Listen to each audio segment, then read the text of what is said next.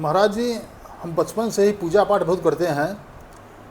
उसके बाद एक महात्मा से भेंट हुई हमारी, तो उन्होंने कहा ओम या राम का जप करो। तो कई दिनों तक हमें भ्रम में पड़ा रहा कि ओम का जप करें या राम की।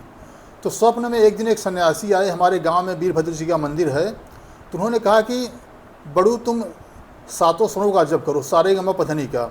स्वप्न के अनुसार मैंने जप करना शुरू कर दिया और मुझे काफ़ी अनुभव भी आने लगे हमारे शरीर के अंदर। अनुभव आते थे, कोई व्यक्ति सामने आ गया तो लगता था कि हमारे पिछले जन्म का दुश्मन है। कभी अनुभव आया कि हम पिछले जन्म में कुत्ता बने थे। कभी अनुभव आया कि भोजन मत करो, इसमें विष मिला हुआ है। तो महाराज जी हमारे अंदर कभी कभी हमारा मानसिक संतुलन भी खो बैठता था। कई दिनों तक भोजन नहीं करते थे, मंदिरों पर पड़े रहते थे ऐसे बिना खाए पिए, और घर के अंदर बंद कर कमरे हम रोते रहते थे, भगवान आप ऐसा दुख हमको क्यों दे रहे हो।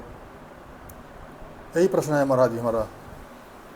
आपने बहुत ही अच्छा प्रश्न किया, क्योंकि बहुत से साधक जो साधना में गुरु के द्वारा अथवा स्वयं के द्वारा जो साधना स्टार्ट करते हैं, देखिए हम साधना किसके द्वारा करते हैं? अपने शरीर के द्वारा करते हैं जी। और शास्त्र में कहा गया है शरीर माध्यम खलु धर्म साधनम। और योग में आप देखते हैं कि समाधि के पहले जो साधना जिसे कहा जाता है ना कि आत्म साक्षात्कार समाधि की अवस्था है, उसके पहले यम नियम आसन प्राणायाम धारणा ध्यान समाधि जो बताया गया है। तो आसनों की चर्चा है। आसन पे क्यों आग्रह किया जाता है? आसन करने के लिए शरीर को पुष्ट करने के लिए, ठीक है। और प्राणायाम क्यों कराया जाता है? स्नायु तंत्र को मजबूत करने के लिए। और इन दोनों को मजबूत करने के लिए पौष्टिक भोजन हमारे योग शास्त्रों में बताया गया है। जैसे शरीर विभिन्न समयों में हमारा पेट खराब हो जाता है, सर्दी जुकाम हो जाता है, सिर में दर्द होता है, आँख में प्रॉब्लम हो जाता है, कान में दर्द होता है, उसी तरह से हमारे मस्तिष्क की जो तंत्रिका तंत्र है, हमारा जो स्नायु तंत्र है ना, जब हम कई दिनों तक भोजन नहीं करते हैं या निरंतर हम जाप में ही हैं, कृशकाय हो जाते हैं, तो हमारा जो शरीर है, क्योंकि हम ये जो आध्यात्मिक यात्रा जो हम कर रहे हैं ये आत्मिक स्तर पे कर रहे हैं, शरीर का स्तर पे नहीं कर रहे हैं। शरीर का इससे कोई संबंध नहीं है। शरीर स्थूल है एक तरह से, क्योंकि आत्मा निकल जाने के बाद शरीर 100 हो जाता है। ये पंच तत्व से बना है, फिर पंच तत्व में ये विलीन हो जाता है। तो आपने पूर्व जन्म के संस्कारों के कारण आप तपस्या चालू किए, आप में भाव आए, लेकिन जब आप कई दिनों तक आप जाप में रहे, भोजन नहीं किए, शरीर आपका रुग्ण हुआ।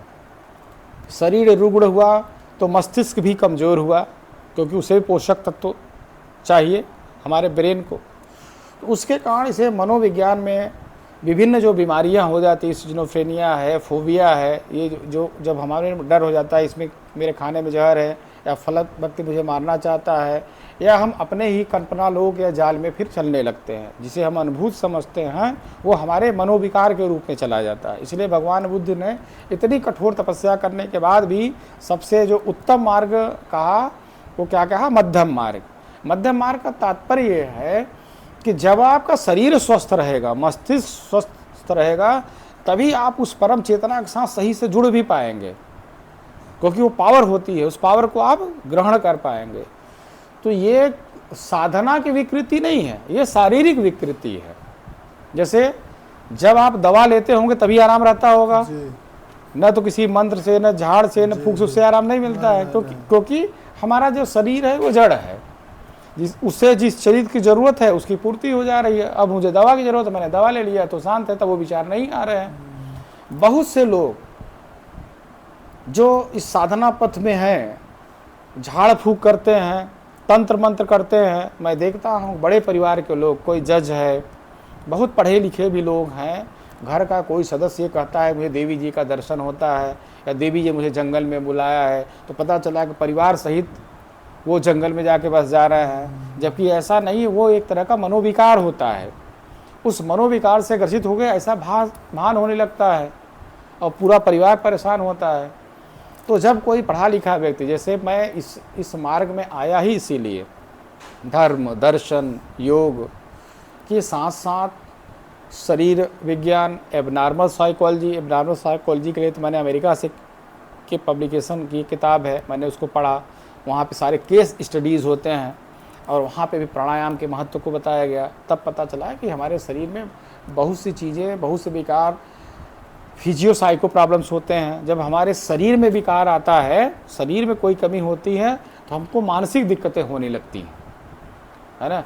तो ये आपस में जुड़ा हुआ है, इसके लिए लोगों को कहीं भटकना नहीं चाहिए। मैं अपने चैनल इस सनातन शाक्त योगपीठ के माध्यम से भी लोगों को कहूँगा कि अगर आपको कोई दिक्कत है तो आप मनोचिकित्सक से भी परामर्श करें, बिना संकोच के परामर्श करें।